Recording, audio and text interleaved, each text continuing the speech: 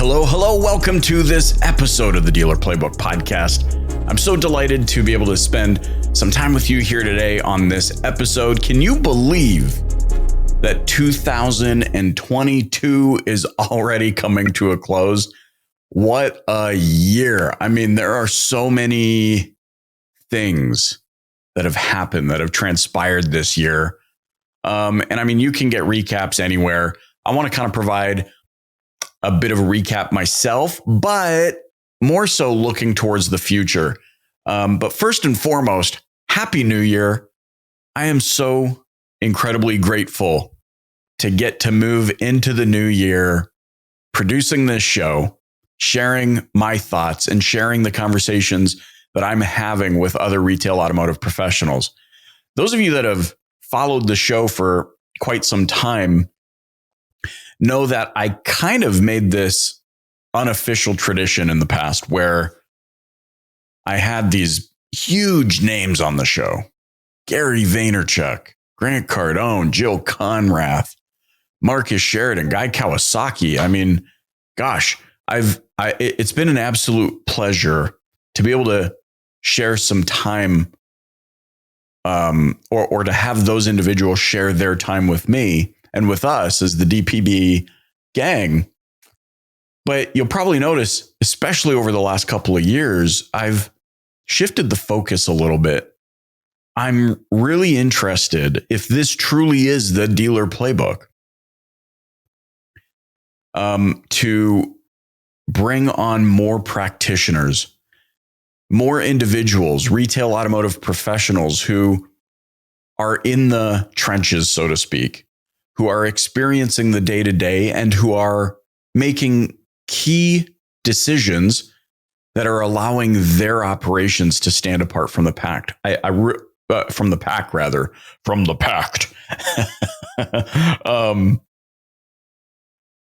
And the reason I think that's so important is because there are so many in this industry who I've had the pleasure of meeting, in particular over the last however long I've been doing the podcast now, 10 years or something like that, who have just blown me away, who I think can offer insights that will help us grow. Now, don't get me wrong. I still plan on having other incredible, famous, whatever you want to call it, people on the show. But I really felt like, in particular at this time, it was important for us to rally together as a community to hear what others are doing in our space so that we can be inspired to perhaps do the same. And I've had so much fun doing that, especially over the last year, getting to know so many more incredible individuals within our retail community. And we're going to continue to do that into the new year, especially as we encounter a market that we haven't really seen before. Yes, there was a financial crisis in 2008 through, call it 2012. But things are a little bit different this time, and I think people know that. Now, there will be some standard things that happen as per usual. We're going to see a softening of the market. We're already seeing that. Interest rates, of course, have gone up, so consumers are concerned about making bigger purchases.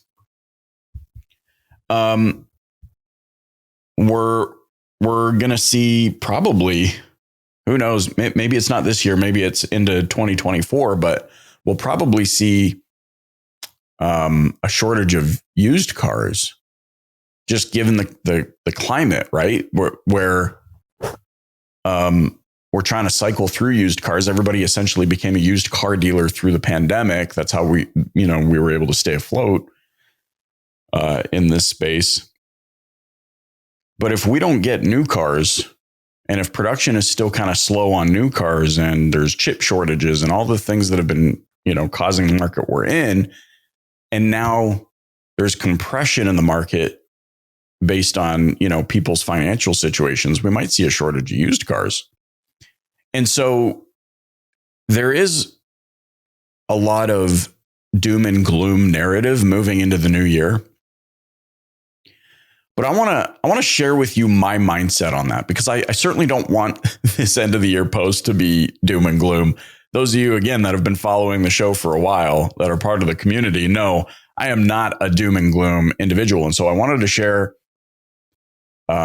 my perspective on the new year, and as compression enters the market, and as the market softens, and as it becomes a little bit more difficult. I shared a post on LinkedIn. Would love for you to follow me over there and connect with me on LinkedIn. This is what I shared because I think it captures in few words my perspective and how I tend to approach obstacles. And I wanted to share it with you. I hope you find value. This is what I said, and then we can, maybe unpackage it a little bit. So let me see if I can, for those of you that are watching, here it is on my phone. You'll notice that I have a screenshot here, and it's the definition of the word entrepreneur. And I'll share that in a minute. So here's my caption. There's a lot of talk about losing in the new year. There's no shortage of that. While true, I also believe it's the biggest opportunity to reinvent and capture more market share. There's no time for the bad news to infect our entrepreneurial spirit. It's time to let that spirit shine. And for some added inspiration about what's possible, here are a few companies that started during the last financial crisis. And I think you'll recognize these names: Airbnb, Venmo, Groupon, Uber, Slack, Square, Cloudera. I'm curious what you think. I'd love to get your thoughts on this. If you go over to this post on LinkedIn, I'd love your comment on this to add to the conversation. I really am interested to know what you think. But again, I have a screenshot of the definition of an entrepreneur, which is a person who organizes and operates a business or businesses, taking on greater than normal financial risks in order to do so. And that really stands out to me because that's what we're doing. We are taking a lot of risks. Just in good times, owning a business has so many associated risks. But I really believe that it's when times get a little bit tougher that entrepreneurial spirit, that ability to take on and absorb risk and leverage it, really separate true entrepreneurs from those who are, I don't know, just turning on the lights. I want you to think about that, because uncertain and new market conditions have a real keen way of encouraging us. I'll use that word. I was going to say force. Encouraging us to get creative. I know I'm thinking about ways in my agency over at Flex. We're building some really cool technology over there that's going to revolutionize, I believe, how dealerships manage their inventory. But it's causing us to think much more creatively about how we want to bring that product to market. And similarly, on the agency side, what my team's doing over there, there's a lot of conversation, not doom and gloom, but hey, what are the opportunities? How can we bring more value without asking for more money? That's, I think, going to be a key. Those that can come to the market with creative solutions that don't break the bank, that aren't, I'm not saying be the cheapest, but that don't break the bank. I think there's a huge opportunity for those in the new year. I saw a post from Jason Rice, and I could not agree more. He talks about inventory, so I just want to shift gears there since I brought up inventory. This is not the time to have aging inventory, and I totally agree with him. So you're going to have to get creative with your inventory process and set in motion an aged inventory policy so that you're not hanging on to those units, that you're able to preserve resources as much as you possibly can by adhering to a strict aging policy. How much does it cost to keep that vehicle in the slot each day? And what can we do to move it? Is it marketed? Is it merchandised? Does it have the right description? Does your website code have advanced schema markup? If not, what in the balls? We're going into 2023 for crying out loud. If you're not familiar with that is, just send me a DM. I'll walk you through it. It's an absolute must.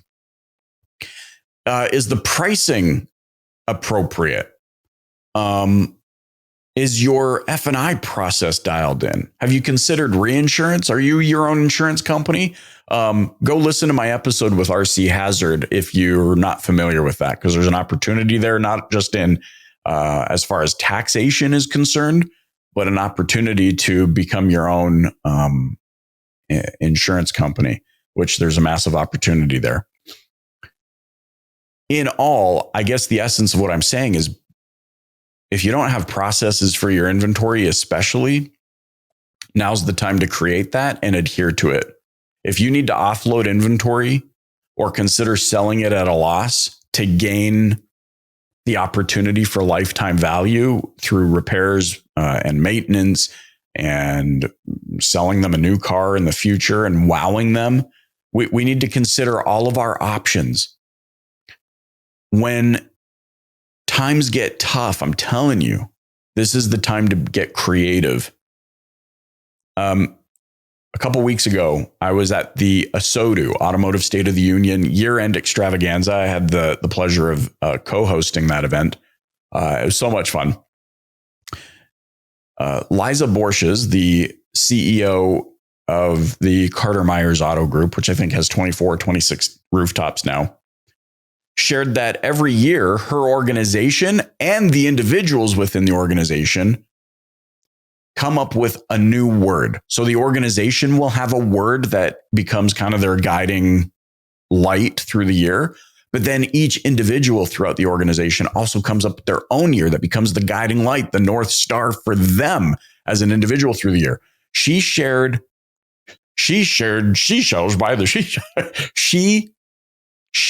revealed, there's a better word, her word for 2023, which is depth. And the reason she came up with depth, as she explained it at the year-end extravaganza, is to get to develop more depth in her relationships, more depth in her vendor partner relationships, in her employee relationships, more depth in her growth. I thought this was really, really fascinating. Scott Simons, also one of her partners, co-owns five of the stores in that group, shared that his word going into the new year is grit. And I really do think that as we seek out the opportunities and perhaps seek to reinvent in the new year, that grit is going to be a part of it. It's going to be gritty. You got to be prepared to get your hands dirty. Don't be afraid of it. Demystify that if you are, and what that actually means. To me, grit is willingness to do whatever it ethically takes to grow, regardless of the circumstances. That got me thinking. I joked on that program that the only word I could come up with in that moment was my name. My word for 2023 is Michael. But as I thought more about it, and as I've continued to think about it in the time since, I think my word moving into 2023 is intention. In all that I do, I must understand my intention, and I must approach each day, each task, each relationship, each partnership with intention. And in order to have that intention, I need to have clarity about what it is that I want. And I would encourage all of you listening or watching to think about your word, what your guiding light is going to be for the year 2023. In short, not in short, we're going on 15 minutes here. In closing, I am so inspired by the retail automotive community. Truly inspired by how resilient we are, how creative we can be, how strong we can be, and truly do feel optimistic that those who are prepared, who have implemented and continue to train on processes, and who aren't afraid to let their entrepreneurial spirit shine, will see the single largest opportunity for growth in the next couple of years than we've seen in the last 15.